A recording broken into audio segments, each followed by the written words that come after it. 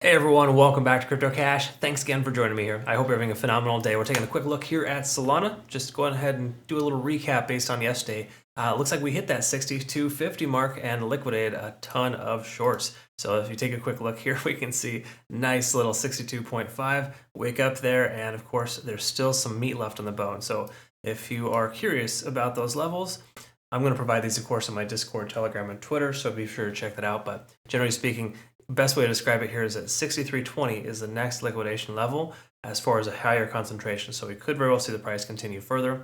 Just know a lot of longs are hedged down at about $58, low 58. Okay, but again, I got that nice little short squeeze there at about 62.5.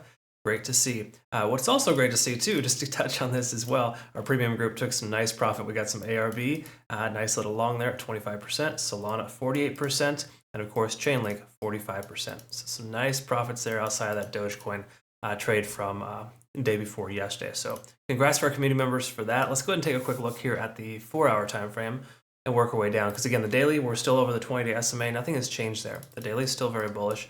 Again, we reviewed that twice today, but I'll go ahead and cover the daily time frame a little later. For right now, the focus here is a 4-hour, because I was expecting the price to come down to that 58.50 range to potentially sweep that lower liquidity level. Instead, the price bounced off of 0.5 Fibonacci 59.70 and continued higher. So we can presume that 59.70 is a new support.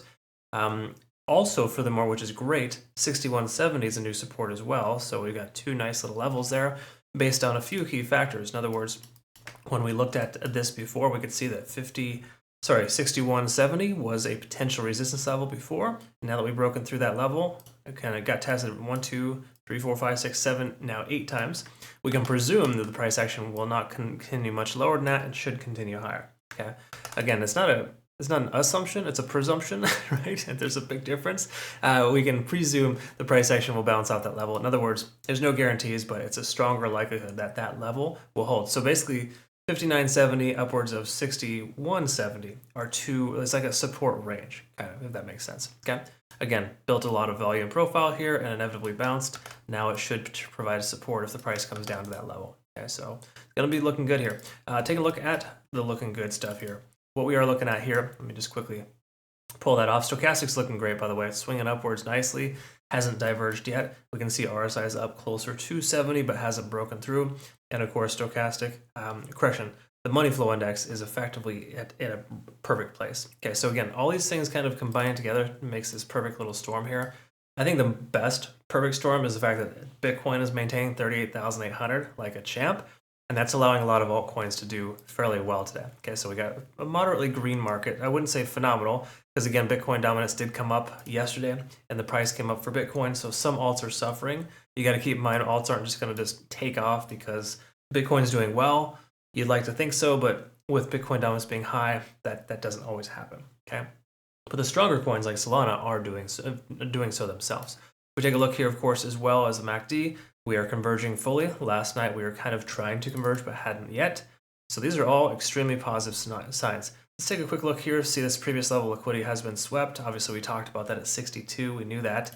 And then, of course, fair value. There's a little bit more buy-side liquidity up here. And once more, just to clarify, as low as 56.50 is a potential fair value gap there.